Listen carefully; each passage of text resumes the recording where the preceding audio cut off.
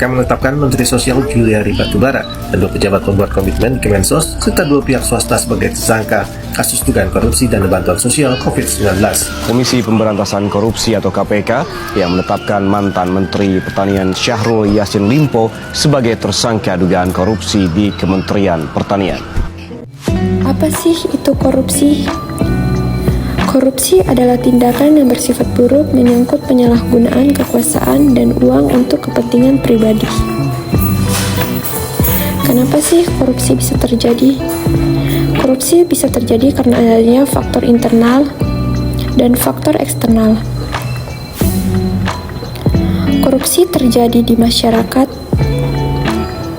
bahkan juga terjadi pada mahasiswa. Melalui pengalaman pribadi saya tentang korupsi ini yaitu di mana saya menyaksikan penyalahgunaan kekuasaan oleh pejabat, di mana hal ini dapat memicu rasa ketidakadilan dan kemarahan karena menunjukkan bahwa pejabat tidak menggunakan kekuasaan mereka untuk kepentingan masyarakat tetapi untuk kepentingan pribadi mereka masing-masing.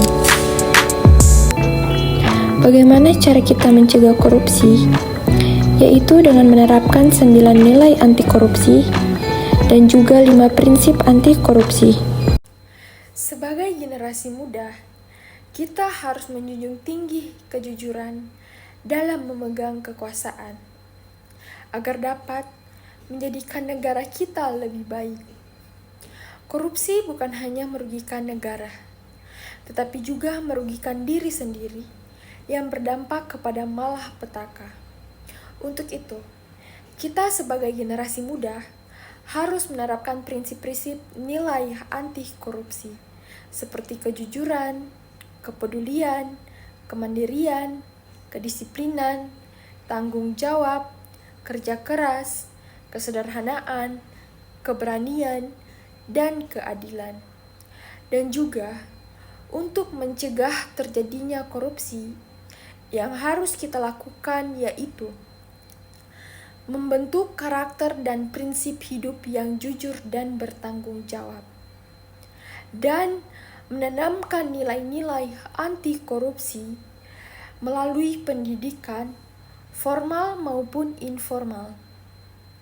Dan juga kita harus menindak tegas pelaku korupsi tanpa harus memandang bulu. Dan terakhir, kita harus terlibat dalam berbagai kegiatan anti korupsi, seperti menjadi relawan, mengikuti kampanye anti korupsi, dan juga melakukan penelitian tentang korupsi.